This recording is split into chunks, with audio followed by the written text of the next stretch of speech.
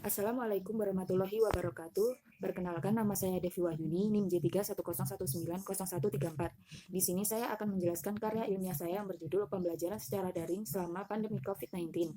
Daring sendiri adalah pembelajaran yang dilakukan secara online dengan menggunakan alat elektronik seperti handphone dan laptop.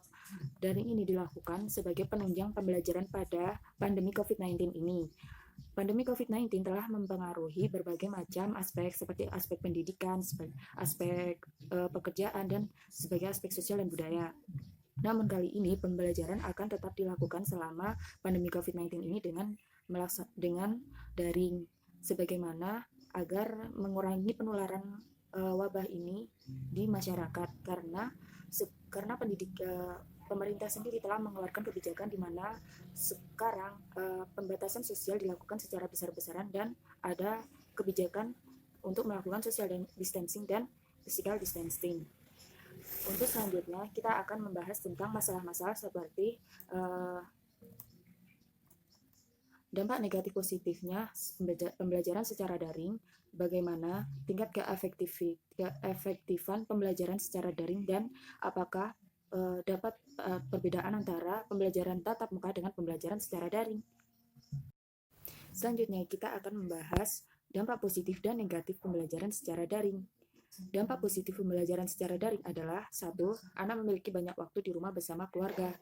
Karena pembelajaran daring dilaksanakan di rumah, maka secara tidak langsung waktu yang anak habiskan akan lebih banyak di rumah, karena biasanya jika pembelajaran dilakukan tatap muka, anak akan banyak menghabiskan waktunya di sekolah.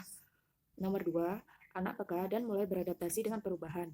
Seperti perubahan pada pandemi ini, anak akan lebih peka dan mulai beradaptasi sedikit demi sedikit agar menyesuaikan dengan lingkungan saat ini. Nomor 3, secara tidak langsung menuntut anak dapat mengeksplor teknologi. Seperti saat ini, pembelajaran secara daring dilaksanakan dengan online. Secara tidak langsung, anak, mahasiswa maupun siswa akan mengeksplor dan belajar teknologi karena pembelajaran dilakukan dengan media teknologi tersebut untuk menunjang pembelajaran yang selanjutnya. Nomor 4, sebagian anak merasa aman belajar dari rumah karena tidak ada yang merisau.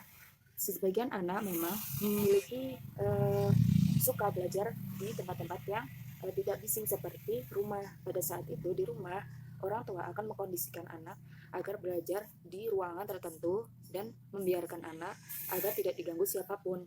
Nomor ke-5, metode pembelajaran yang variatif. Biasanya anak hanya akan berada di dalam kelas, namun pembelajaran secara daring mereka lebih fleksibel untuk belajar dimanapun. Seperti pada saat pembelajaran di rumah, tidak mungkin kan anak ketika saat itu anak akan ada di luar kelas, di luar rumah. Bisa jadi mereka bisa menyesuaikan diri, bisa belajar di taman, di rumah, di depan rumah, di belakang rumah, dan sebagainya.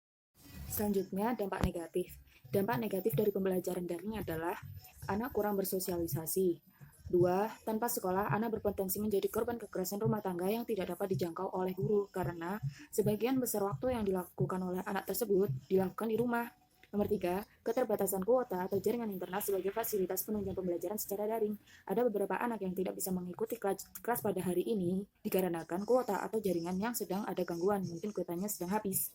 Nomor 4, anak berisiko kehilangan pembelajaran karena mereka terkadang lalai dalam melaksanakan pembelajaran tersebut atau mereka mementingkan kepentingan lain dibandingkan dengan belajar. Nomor 5, penurunan capaian pembelajaran karena mereka melaksanakannya secara daring dan kontrol dari guru atau dari wali kelas juga sedikit. Yang nomor 6, ancaman putus sekolah. Keterbatasan pendapatan ekonomi dalam keluarga membuat anak mulai mengolah pemikiran untuk bisa membantu orang tuanya. Hal ini menyebabkan sebagian anak terpaksa bekerja untuk membantu perekonomian keluarga. Pembahasan yang kedua adalah tingkat keefektifan pembelajaran secara daring. Efektifan adalah suatu ukuran yang menyatakan seberapa jauh target dalam kualitas dan waktu yang telah tercapai, di mana makin besar persentase target yang dicapai, maka makin tinggi keefektifannya. Maka dari itu yang kita bahas selanjutnya adalah tingkat keefektifan pembelajaran secara daring tersebut. Salah satu indikator keefektifan belajar adalah tercapainya sebuah tujuan pembelajaran. Tujuan pembelajaran tersebut secara maksimal, maka dapat dikatakan pembelajaran mencapai efektivitasnya. Di samping itu, keterlibatan siswa secara langsung aktif menunjukkan efektivasi pembelajaran. Proses pembelajaran mengajar dikatakan efektif apabila pembelajaran tersebut dapat mencapai tujuan yang diharapkan serta siswa dapat menyerap materi pembelajaran yang dipraktekkan. Kita bisa ambil tingkat keefektifan pembelajaran secara daring ini dan kita bisa simpulkan seberapa efektif pembelajaran secara daring ini dilaksanakan.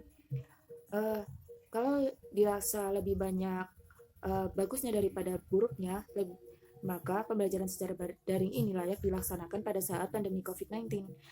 Dikarenakan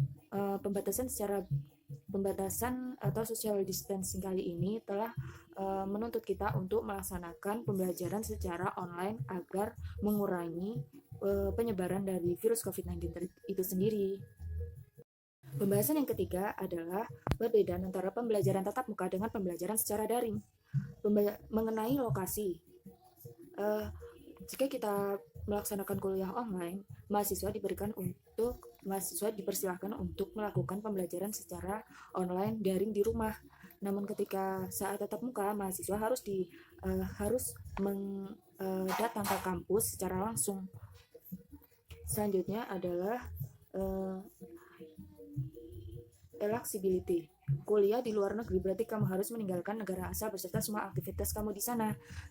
Ketika kamu kuliah di luar negeri maupun di dalam negeri pada saat daring seperti ini, maka kamu diharuskan untuk melaksanakan kuliah di rumah. Bisa juga kalau kalian melaksanakan kuliah tetap di luar negeri namun tidak mengadakan tatap muka di kampus. Selanjutnya adalah biaya. Ketika kita kuliah online, biaya yang kita keluarkan tidak hanya biaya untuk ketika kita kuliah offline atau kita kuliah tatap muka, biaya yang kita keluarkan tidak hanya biaya pendidikan saja, namun ada biaya kos, biaya makan, dan biaya lain sebagainya. Tetapi untuk kita saat pembelajaran daring tersebut, ada kalanya kita hanya mengeluarkan biaya kuliah saja, makan, kos, dan lainnya kita bisa bersama-sama di rumah dengan orang tua. Selanjutnya, kurikulum dan modul. Kurikulum dan modul tidak banyak berbeda dari kuliah tatap muka karena kurikulum online dan offline itu memang sama, hanya saja cara pembelajarannya, cara perkuliahannya yang berbeda. Sosialisasi. Jika di kampus kamu bisa hangout dan ngobrol dengan teman-teman, di kuliah online mahasiswa hanya bisa bersosialisasi via forum, seperti forum diskusi yang telah disediakan oleh pemerintah maupun telah tersedia pada teknologi saat ini. Selanjutnya, kemandirian dalam belajar. Di kuliah tatap muka, kita akan belajar dengan dosen, namun pada saat daring kita akan belajar secara mandiri di rumah. Dosen hanya memberikan beberapa materi untuk kita pelajari sendiri.